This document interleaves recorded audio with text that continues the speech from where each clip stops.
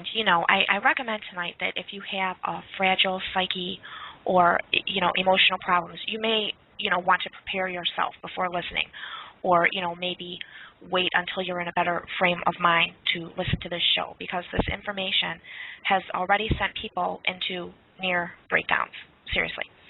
So I also want to say that, you know, while podcasts are not without their issues, you know, I did listen to our guest tonight being interviewed on the show last.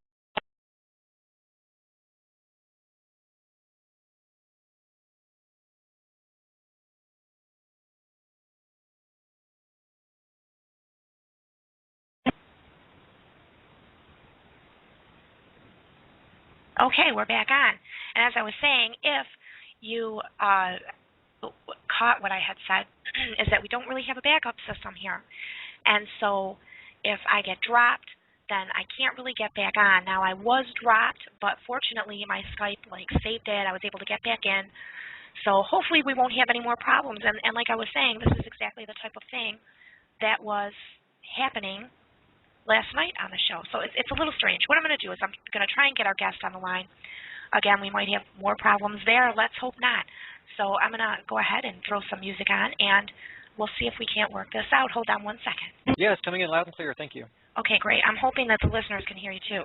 I had to get through to you on a different way that I perhaps normally would. I had some problems with the show, you know, and it was uncanny because I was just talking about how when I listened to the show last night, they were having some problems too. Right. So it's pretty unusual. But I have explained a little bit about what is coming, and I've kind of forewarned everyone that this is pretty serious information, and that you're here to help us understand what it is, some of the astronomical data, and the implications, and kind of what we need to know in order to survive a catastrophe. And so, Terral, I will go ahead and hand it off to you, but what I want to ask first really is for people who don't know anything about this, could you explain kind of, you know, the official explanation is that this is a comet. And, you know, if you could explain why we kind of know it isn't a comet, and, you know, before we get into, like, the trajectories and things, just so people know kind of what we're talking about and what astronomers are seeing, or more to the point, what they're not seeing out there. Okay. The reason we know this is not a comet for sure is because of the seismicity that's associated with this object since 1965. Whenever you run the timeline back for this object using the Jet Propulsion Laboratory data, then you see a pattern of earthquakes that's being caused, not just earthquakes, but magnitude 6+ earthquakes. For example, on February 27th, 2010, we had a Chile quake, and the Earth axis shifted 3 inches, and the Earth aquifer shifted. And the same thing happened on March 11th with the Japan quake. Earth axis shifted 4 inches, and the Earth aquifer shifted. Again, the same exact way, and exactly on LNN alignments with the Earth. So in other words, whenever Earth passed between the Sun and this object, we had those events. And so Minshur Amabashich, in his paper on seismicity, he did the research, and he has shown us when you go back in time that this has happened before. And so we're seeing a pattern. And in my research, I tried to explain it a different way with another object like Jupiter or Saturn or something, and I have no other explanation for it except for this LNN object, which has to have great mass in order to create these events. And then we have the problem that we cannot see it. And if we can't see it and it has great mass, then it must be one of about 3 things. And it can only be about 3 things. It's either a brown dwarf star, or it's a black dwarf star, or it's some kind of black hole anomaly.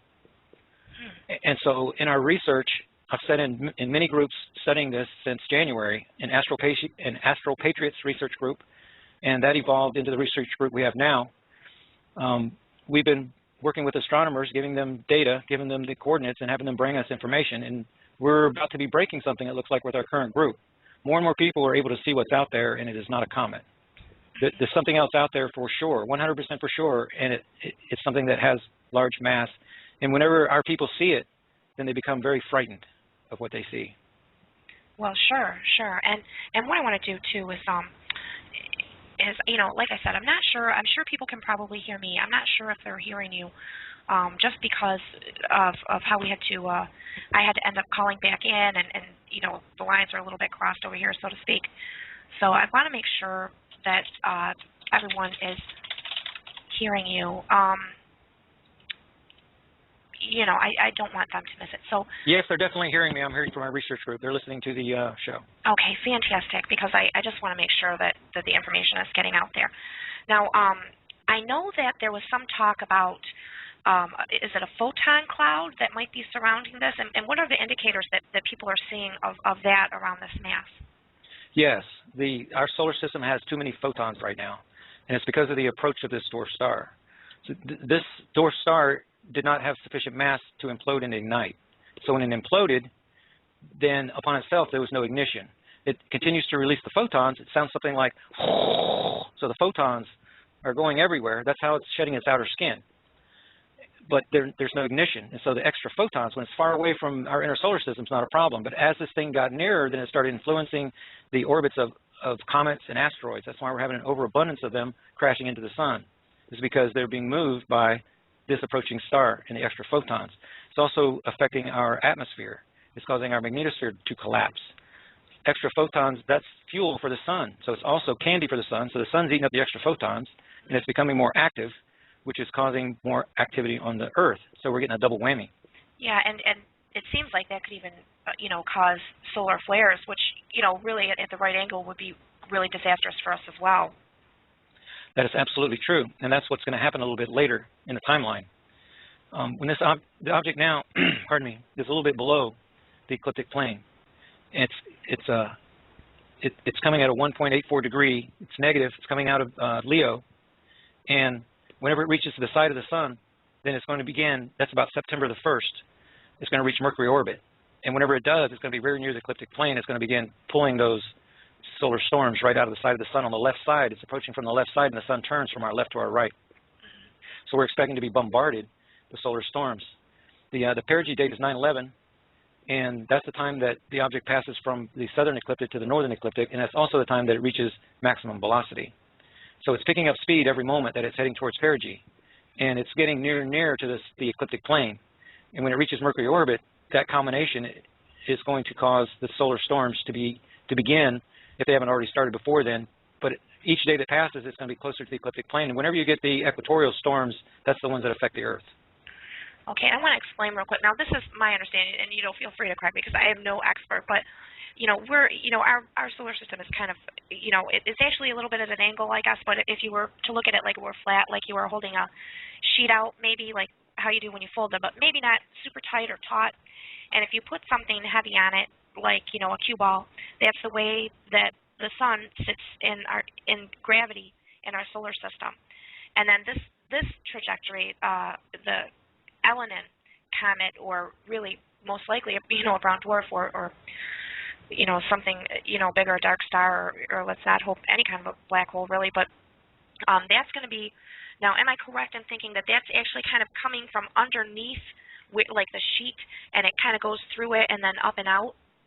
That's true, at 1.84 degrees. So it's just slightly off the ecliptic coming from the south. Okay, so it's going to break through the plane on 9/11 and then be in the north as it's coming around the sun. And the bad part is on 9/26 specifically, that's my warning video that I sent out. That's the day that this object and the Earth are both going to be on the celestial plane. That on September 23rd is the day that the ecliptic and the celestial planes intersect. And this object is going to have a 0-0 declination on 9/26 on the same exact day that it passes directly between the Earth and the sun.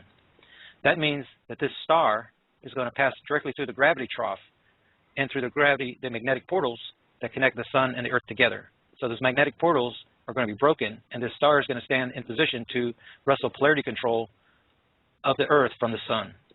That's when we expect that this pole shift people have been talking about, that's when we expect that it's going to happen. And the North Pole is going to be repelled by the star so that the northern hemisphere sees about 10 days of darkness. The Earth's going to continue spinning, but the southern hemisphere is going to be facing the two stars and the solar storms that are going to be massive by then. And the northern hemisphere is going to be facing away to experience about 10 days of darkness.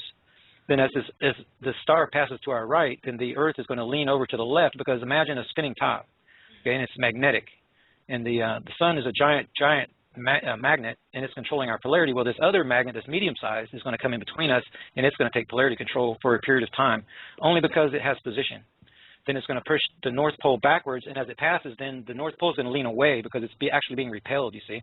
So as this star goes by, then the sun is going to, about 10 days later, is going to wrestle polarity control back from this other star, and the Earth is going to experience a reverse pole shift and go back to about the position that it's in right now.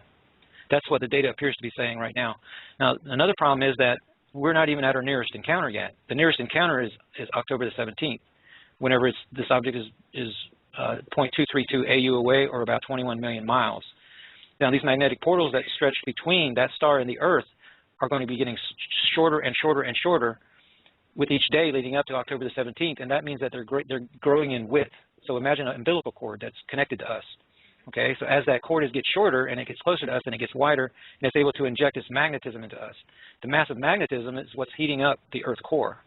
Okay, since 2004, this thing has been connected to the Earth through magnetic portals. That's why our magnetic North Pole has been migrating. Yeah, I have heard about that. Right. That's why the airports are moving their landing strips and everything. It's because of this object is trying to make the Earth one of its orbitals. It's trying to make us a satellite. And you know, this is the question, and I'm sure a lot of people listening might have this question too. Now, this thing, they've seen moons around it. Now, I don't know, you know, like I say, I'm no expert, but I've never heard of a comet that has moons. So, I mean, that's correct, right? There are moons orbiting around this? Yes. There appears to be 7. There's a red one, there's several blue ones, and there's some white ones. The red one is coming out at 3 o'clock. The blue ones are coming out at 7 o'clock and 9 o'clock, and the white ones appear to be coming up from the top about 11 and 12 o'clock. Now, is it possible that it could pull us into its orbital? No. That really is going to depend on the mass ratio, the difference in the size. So it depends. If this thing is half the size of the sun, it's possible because it's coming so near us. It's going to have its hooks sunk into us at 21 million miles away. But the sun's very big, very, very big, and it's going to take polarity control back. We expect that the Earth is going to be pulled forward in orbit because we're going to have this giant gravity well. So your description was very good. Imagine you put a bowling ball in the middle of your king-size bed. That's the sun setting in a gravity well.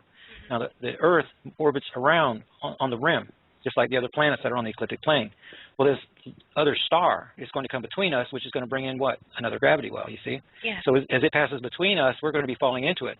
The reason that Greenland had sunrise 2 days early this year is because this gravity well that's approaching, so the Earth is trying to lean over into it. The migrating poles is because of the sun's reaction to this other object. So the Earth is trying to lean over into that well, and the sun, it has polarity control, and it's pushing back. So that's causing the magnetic poles to migrate. It's actually migration, it's not shifting. That's part of the cover story. They're trying to say the poles are shifting, but they're not. They're actually migrating because of the approach of this dwarf star. And you know, this is you know, some of the symptoms that we're seeing, like Greenland, you know, getting daylight 2 days early. You know, they're up there for, you know, most people I'm sure know, you know, they have a certain amount of total darkness, and then I think probably, you know, complete daytime, kind of like Alaska.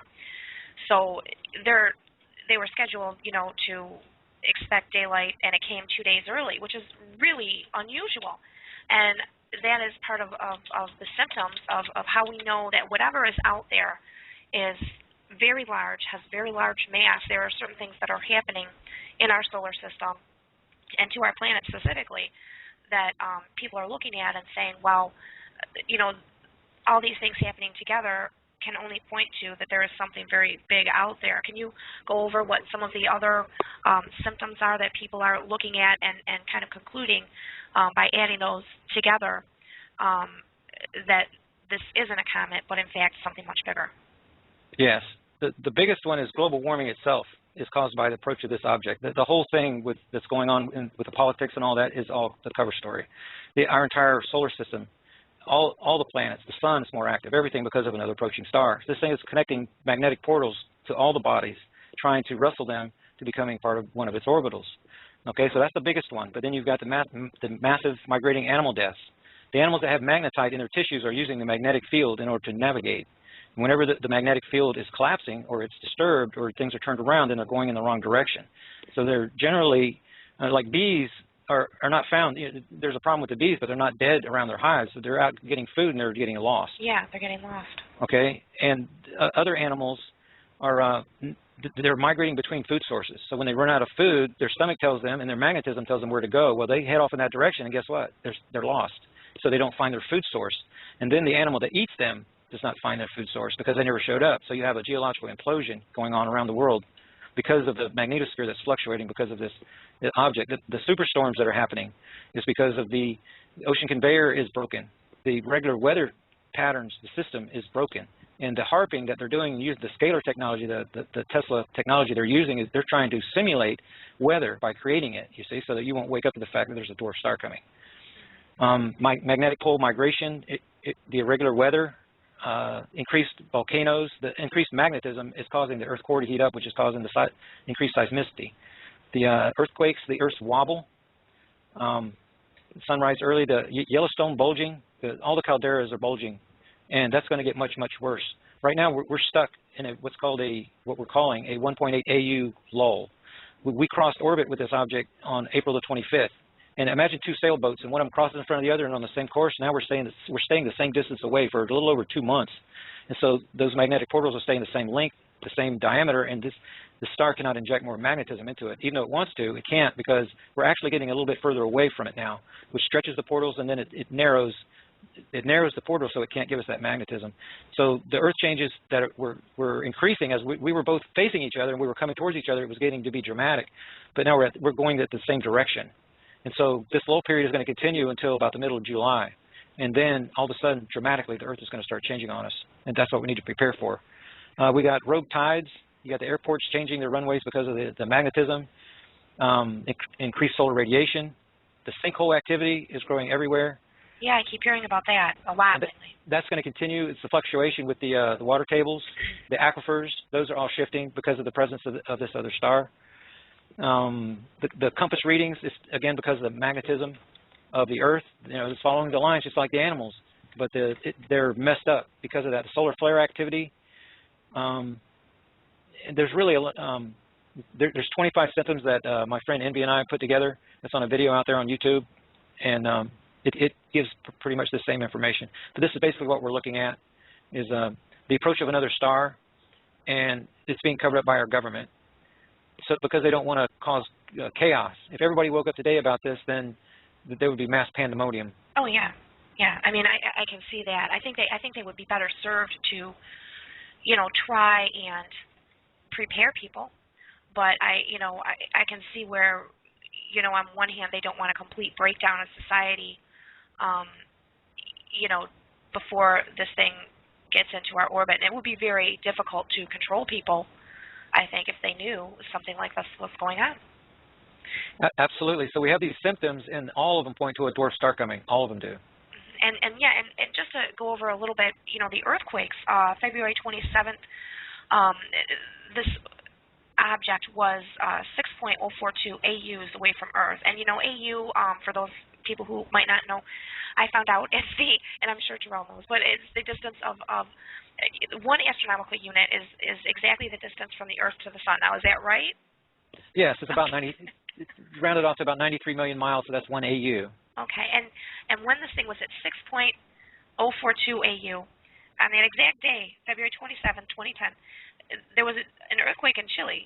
You probably remember it, 8.8. Then again, another alignment, September 4th, 2010, when it was 6.258 away from Earth.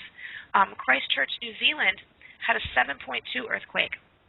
And then on March 11th, 2011, the alignment, the AUs was 2.101, and there's a 9.0 earthquake. Now, what I find really interesting about this is that not only do the alignment dates match up with these tremendous earthquakes, but you can look at the distance, the astronomical units of how close it is in alignment, and the closer it is, the stronger the earthquakes are. And I think that says something. I think that says that, yeah, this thing probably has a lot of mass to it. And, I'm worried because, when this thing, passes by us, I mean, could it have the ability to just break the planet apart? No, it's not going to break the planet apart, but it's going to have its way with this for sure. It has the ability to flip us backwards because of the great magnetism, the polarity. So in other words, we're like a magnet, and this thing's like a magnet, and we know we have a polarity conflict because the poles are migrating. So whenever it's directly between our planet and the sun, then this guy is going to want to push the North Pole backwards. That's why we think that, because the North Pole is moving much farther than the South Pole. So that's why we think the conflict is going to include, in this episode that we're going to have with this object, is that it's going to push the North Pole backwards. But then when we have another alignment, after all this other bad stuff happens and all the tectonic plates are floating on top of the magma, Then we have another alignment on November 22nd that, like you're describing, but this thing is only 0.58 AU away, half the distance of the sun. And then I know that some people are talking about once it actually does pass by us and like starts to begin its ascent, you know, up and out, basically. It's in front of us, basically. So then we are kind of floating through where it used to be, and some people are saying that it may have a debris tail. And the other concern I have is that it has moons around it. And has anyone calculated, the orbits or trajectories of these moons? Is it possible that we're going to be hit by, a moon satellite of this planet, which, because it's so large, could actually even be maybe the size of our planet? Or is our moon going to be affected by this, because it is coming quite close? Yes, it's coming quite close. And during the alignment on 9/26, we actually have a new moon. So this thing, we have an alignment with the moon too, and it's on the same side as these two stars. However, whenever you map the orbits of all these objects, then they cross only twice. And so the chances of us being hit by one of these is really astronomically low. The chances of us being hit, I'm not even concerned about us being hit by an object. I'm concerned about the gravitational effect, the magnetic effect of what it's going to have, because it's going to cause all the volcanoes on Earth are going to want to react. They're all going to be spewing out magma. All the tectonic plates are going to be floating, and then we're going to have these seismic events at the same time. So what's going to happen is a terraforming of this planet. Is what's going. I mean, I don't want to make people fearful. I'm not selling anything, to try to scare people into buying anything. I'm just giving you the data as I see it from our investigation, actually. And I would like for you to carry out your own investigation. I'm trying to lead you to the facts, and I'm showing you the evidence so that you can draw your own conclusions. Okay, so, but this is what the data says. This is what the science says is going to happen. And the only way I know to prepare for it is to join large survival groups, get yourself a lot of food, and get yourself into a cavern with water. Look to be there for a 3 to 4 month period, beginning in August, the beginning of August, and it could be longer than that, even into December. And you need to bring plenty of seeds with you, and plenty of food to live on until you can plant those seeds and have 3 months later you have a harvest. And unfortunately, that's the only solution that I see to the threats that's coming with this object, is to prepare. We recognize what the threats are, we create the contingencies, and then we execute those plans. And it includes a cavern and hiding from this thing, because it's going to be a terrible thing that happens. Then, if we have an extended camping trip and things are not as bad, then we're okay.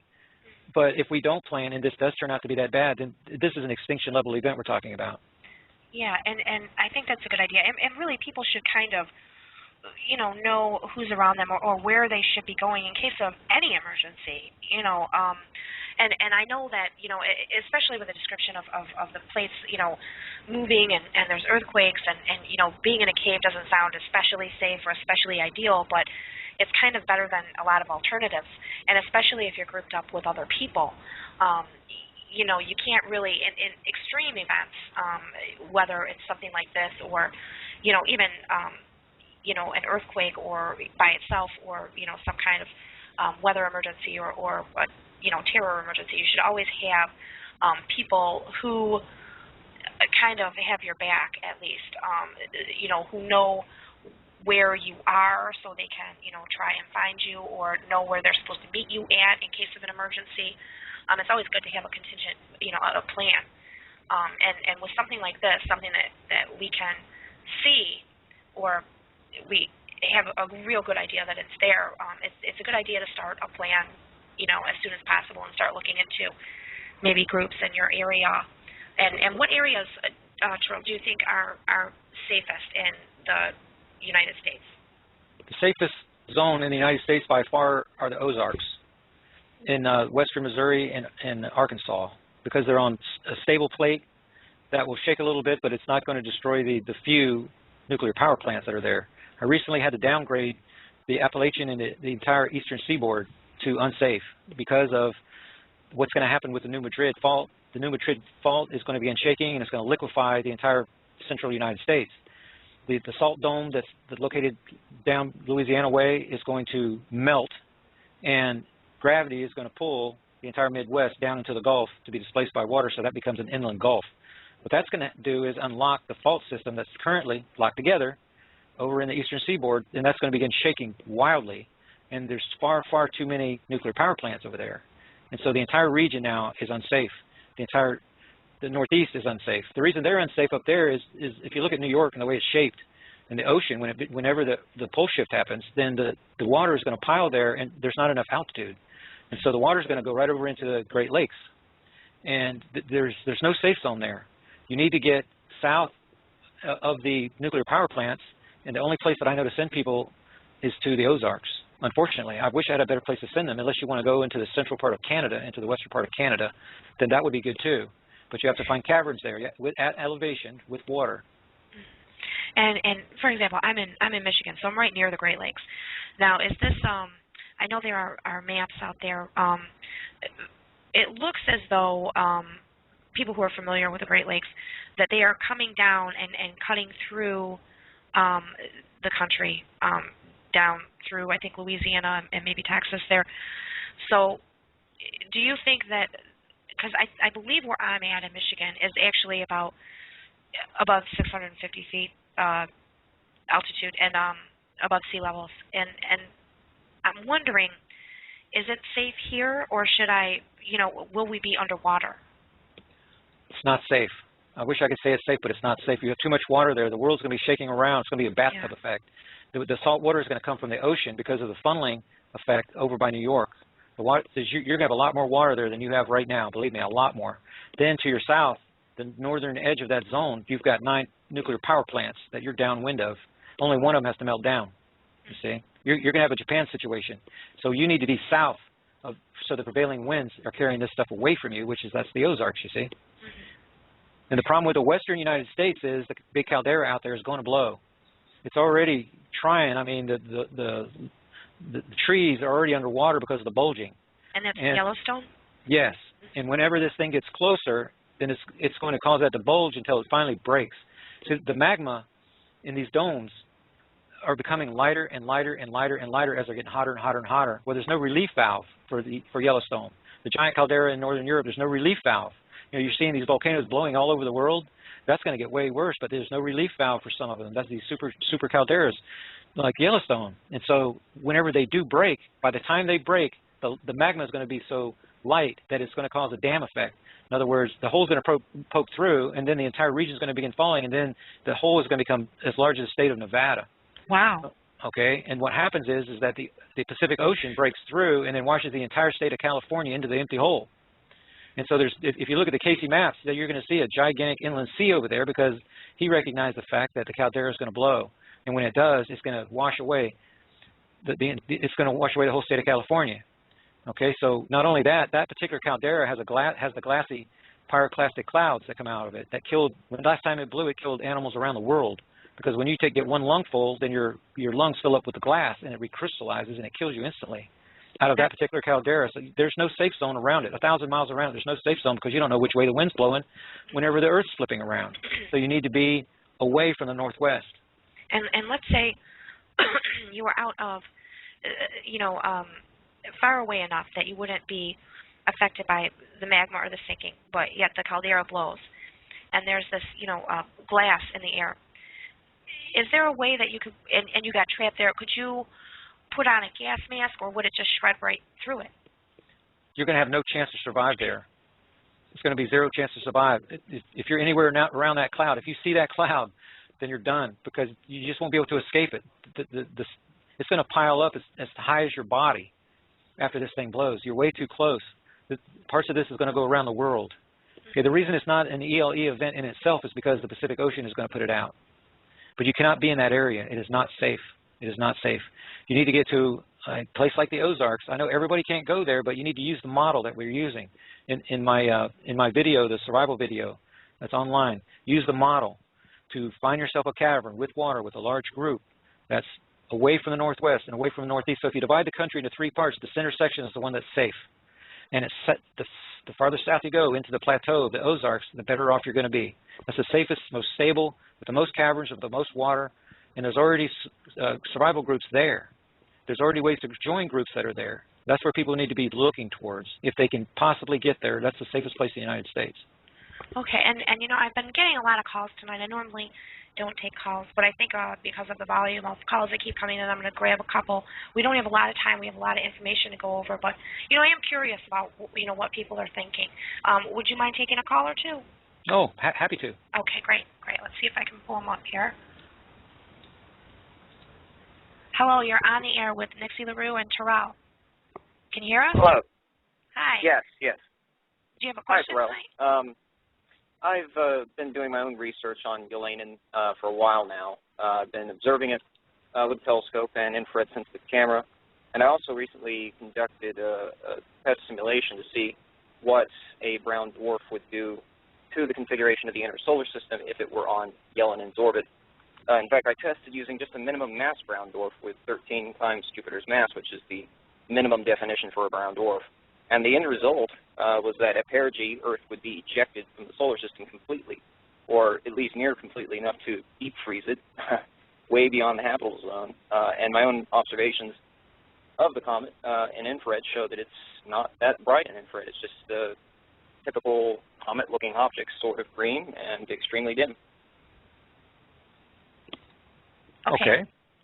Terrell, do you want to? So I just want. But yeah, I work with a lot of astronomers, and what you're saying doesn't agree with what they're saying at all.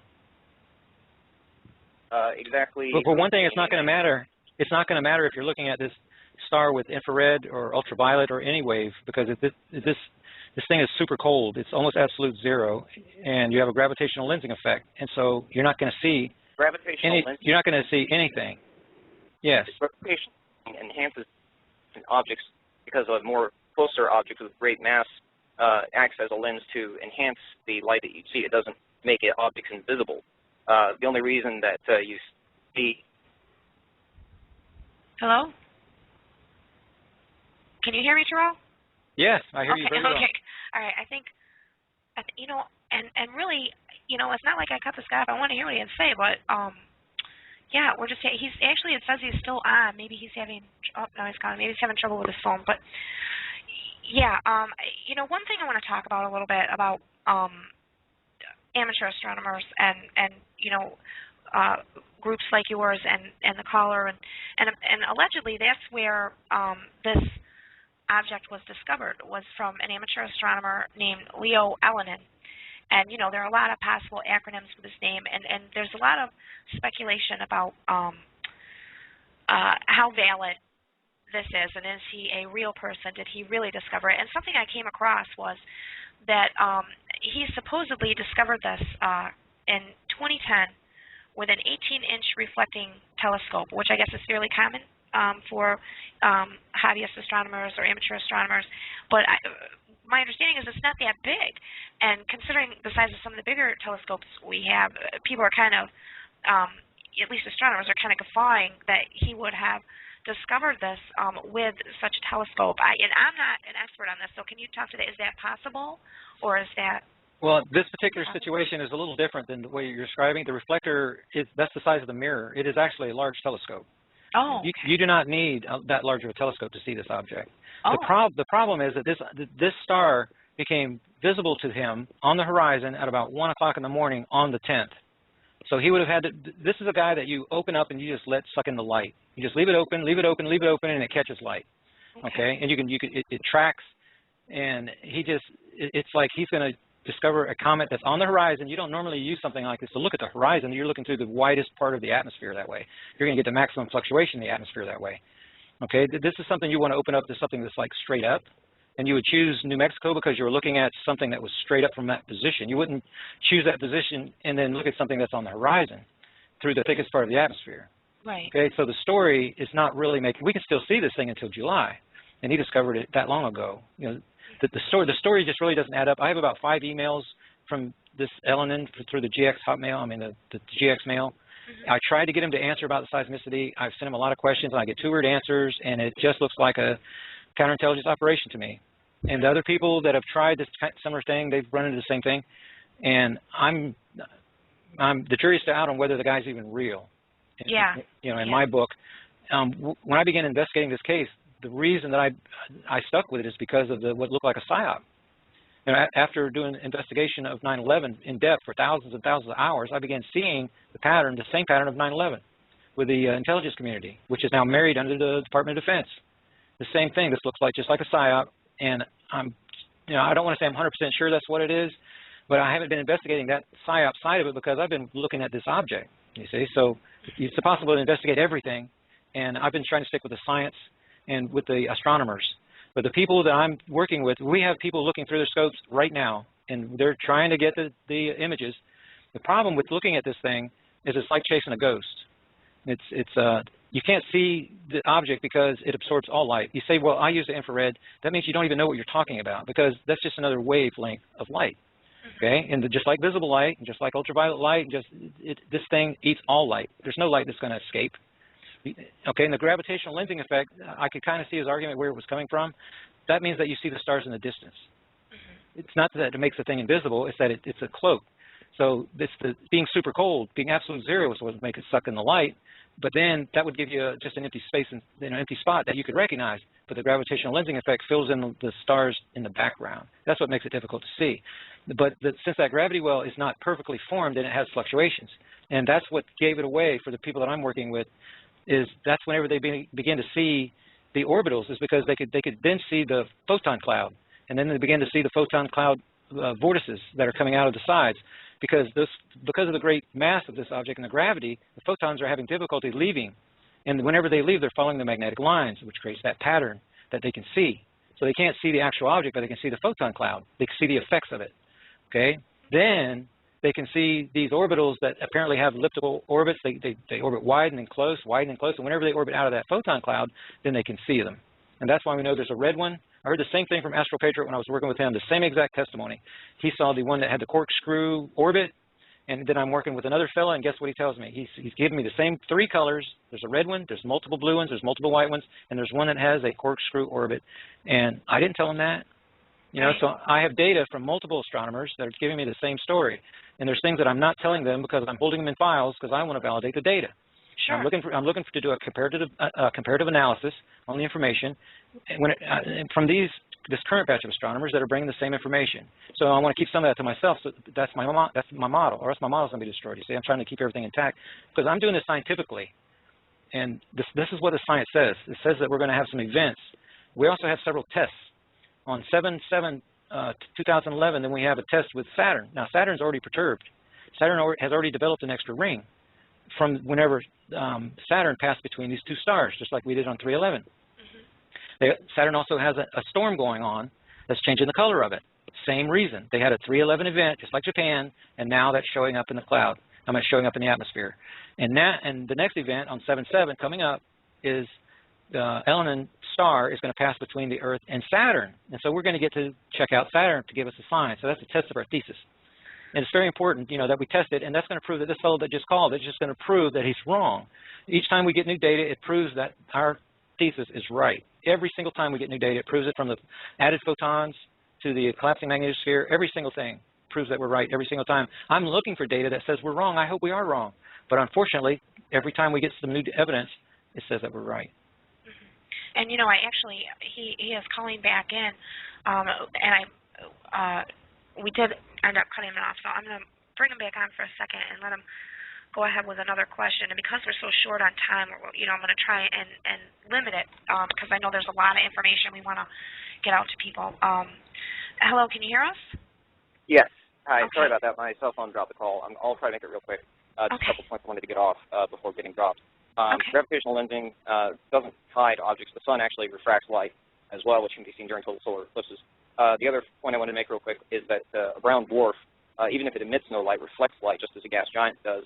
And even a brown dwarf as black as the fresh asphalt would still be naked eye magnitude at the distance that Elaine and his simple calculations show. So I'll leave with that, and have a good night. Okay, thanks. Okay, so now what he's saying, I'm not an astronomer, but now this particular brown dwarf, would it not be reflecting light because of the photon cloud? The photon cloud, the release of the photons is what causes the dwarf star to remain just above absolute zero in temperature. So it's the temperature, it's something so cold that it is absorbing the light. And to say that it's going to be seen, I mean, you can say that, but it's just not a fact. They've had telescopes for a long time. Officially, the first dwarf star was discovered in the mid-1990s. Now, how's that possible if what he says is true? It's impossible. And aren't they sometimes called dark stars? Yes. Now, what happens is they shed their outer skin. This one's been around for a long time. It was a white dwarf when it began. When it imploded, then the photons on the outside were not as tightly compacted as the core. But as they get older, they transition. Then it transitions into being a brown dwarf. And after the outer skin is down all the way down to the core, like this one is, then it transitions into the black dwarf family, which NASA will say is theoretical because they can't see them, you see. And they're also telling you recently in stories that there's planets out there that's orbiting nothing, when in reality there's classifications of stars out there that they just can't see. Right, and yeah, the moons have to be orbiting something. And even, I think you mentioned earlier, Dr. Mansour Omar Basic, I probably just decimated his name, but he did some calculations, and he kind of verified that Elenin has actually been affecting us since 2007, and I guess other people have been checking that out and determining that there might be something to that theory. So I think when you add up these things together, taken separately, anything can be dismantled, but when you put everything together and look at, the forest instead of the individual trees, you can really see what the landscape is. And I think that it's pointing to that there's something very big out there. And one thing I want to ask, we only have a few minutes left, but I there's so many things to go over, but I did want to ask, because it is a dark star, it probably would be difficult for us to see it for a while, but when do you determine, would it be very evident that it was here? And maybe, either you could walk out the door and people would actually see it at some point, or when will it be close enough that people could see it with, maybe a small telescope or just a little help? When would it be evident that it's really on its way? September 1st is the day, around September 1st is the day that the star will reach Mercury orbit. We expect when the star reaches Mercury orbit that it's going to interact sufficiently with the solar winds to become visible, but that depends on the mass. So if you know the mass ratio, you can you'll have the input data to put into to run the model, but we don't know that. And so the photon cloud, you have to be able to know how big it is. So the larger the cloud, the longer it takes to overcome. So you ask, how long does it take to melt an ice cube? It depends on how big it is. Sure. Okay, so the larger it is, the more difficult it is to overcome that. So if it's smaller, it becomes visible sooner. If it's larger, it becomes visible later in the timeline. So look for September the 1st through the 14th, and depending on the mass, if the larger it is, it'll become visible later. If it doesn't become visible by the 14th, then it is huge. Wow, and if something like that were to happen and it's not visible by the 14th and suddenly it's upon us. Right. I mean, yeah, the scenario is worse. Is it as simple as one day you walk outside and there it is? By the time you can see this object, it's way too late to prepare. Way too late to prepare. You have to know the timeline. You have to know it's coming. That's what we're here for. To give you the timeline, give you the information so that you can prepare. Okay, yeah. you can already tell by the signs there's something wrong. You should be preparing. Okay, if you wait till you can see it, then it's going to be too late for sure. And I encourage everyone to do your own research. Look up things and try and educate yourself a little bit about astronomy. I learned a lot in the past couple weeks, I'll tell you, but and try and kind of verify from even different sources what's going on. And something I found very interesting, NASA had a site up regarding close approaches to the Earth, and so naturally I go there and I'm looking for Elenin, because I think it's coming closest to us on September 25th, or approximately, and their list goes up to September 23rd, 2011, and then kind of abruptly and rather arbitrarily just ends.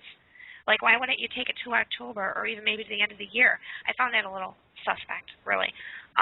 So I think there's some evidence out there that something may be going on, and I think people should learn about it, and they should get something prepared for themselves and their families, and even try and make a plan. I know there are survival groups out there, and you can watch Terrell's videos on YouTube, Terral, Terral03, and he has some really great stuff up there, really informative, and there are literally probably thousands of videos about Elenin at this point. It's hard to determine what's the good information and what is disinformation, or just, you know, people trying their best but are wrong.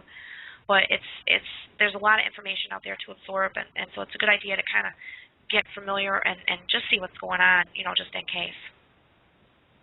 Yes, absolutely. The near date is October the 17th, actually, 0.232 AU.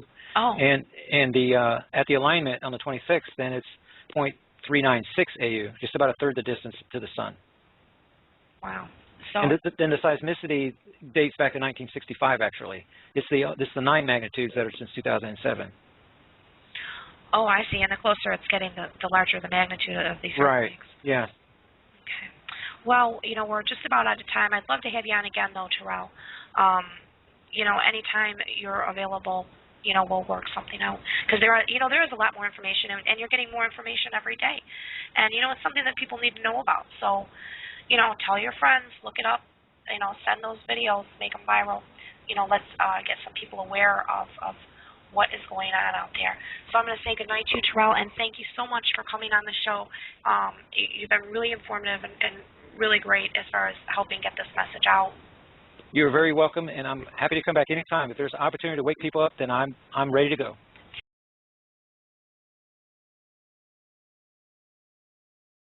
And, you know, I recommend tonight that if you have a fragile psyche or, you know, emotional problems, you may, you know, want to prepare yourself before listening, or, you know, maybe wait until you're in a better frame of mind to listen to this show, because this information has already sent people into near breakdowns, seriously. So I also want to say that, you know, while podcasts are not without their issues, you know, I did listen to our guest tonight being interviewed on the show last.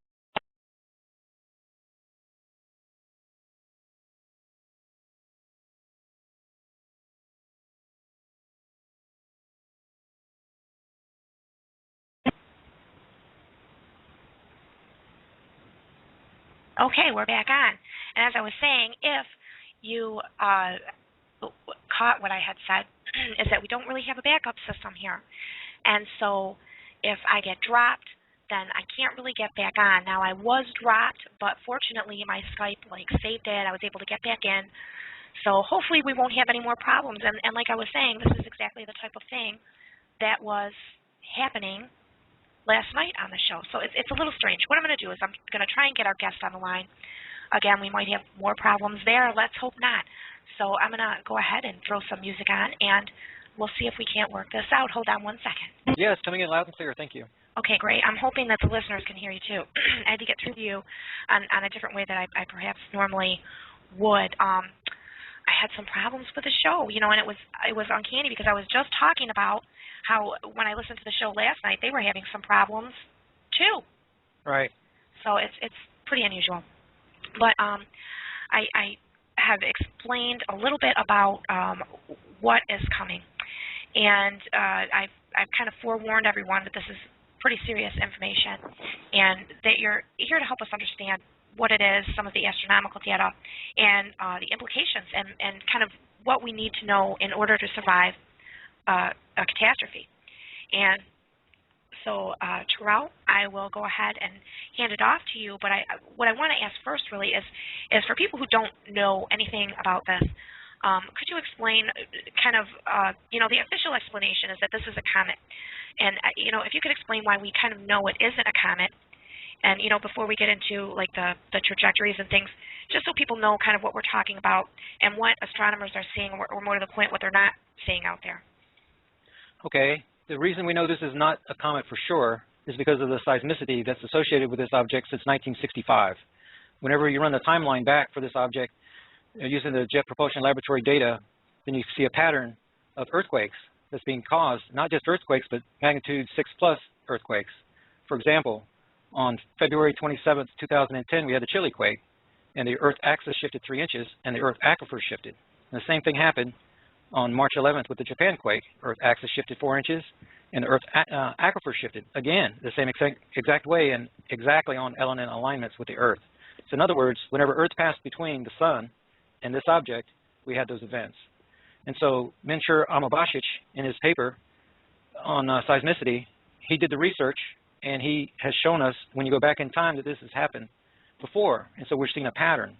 And in my research, I tried to explain it a different way with another object like Jupiter or Saturn or something, and I have no other explanation for it except for this element object, which has to have great mass in order to create these events. And then we have the problem that we cannot see it. And if we can't see it and it has great mass, then it must be one of about three things, and it can only be about three things. It's either a brown dwarf star, or it's a black dwarf star, or it's some kind of black hole anomaly. And so in our research, I've said in many groups studying this since January, in Astro Patriots research group, and that evolved into the research group we have now. We've been working with astronomers, giving them data, giving them the coordinates, and having them bring us information. And we're about to be breaking something, it looks like, with our current group. More and more people are able to see what's out there, and it is not a comet. There's something else out there for sure, 100% for sure, and it's something that has large mass. And whenever our people see it, then they become very frightened of what they see. Well, sure. And what I want to do too is you know, like I said, I'm not sure. I'm sure people can probably hear me. I'm not sure if they're hearing you, just because of how we had to. I had to end up calling back in, and you know, the lines are a little bit crossed over here, so to speak. So I want to make sure that everyone is hearing you. You know, I don't want them to miss it. So yes, they're definitely hearing me. I'm hearing from our research group. They're listening to the show. Okay, fantastic, because I just want to make sure that the information is getting out there. Now, I know that there was some talk about, is it a photon cloud that might be surrounding this? And what are the indicators that people are seeing of that around this mass? Yes, our solar system has too many photons right now, and it's because of the approach of this dwarf star. So this dwarf star did not have sufficient mass to implode and ignite. So when it imploded, then upon itself there was no ignition. It continues to release the photons. It sounds something like, so the photons are going everywhere. That's how it's shedding its outer skin. But there's no ignition. And so the extra photons, when it's far away from our inner solar system, is not a problem. But as this thing got nearer, then it started influencing the orbits of comets and asteroids. That's why we're having an overabundance of them crashing into the sun. It's because they're being moved by this approaching star and the extra photons. It's also affecting our atmosphere. It's causing our magnetosphere to collapse. Extra photons, that's fuel for the sun. So it's also candy for the sun. So the sun's eating up the extra photons, and it's becoming more active, which is causing more activity on the Earth. So we're getting a double whammy. Yeah, and it seems like that could even, you know, cause solar flares, which, you know, really at the right angle would be really disastrous for us as well. That is absolutely true, and that's what's going to happen a little bit later in the timeline. When the object now, pardon me, is a little bit below the ecliptic plane, it's coming at a 1.84 degree. It's negative. It's coming out of Leo, and whenever it reaches to the side of the sun, then it's going to begin. That's about September the 1st. It's going to reach Mercury orbit, and whenever it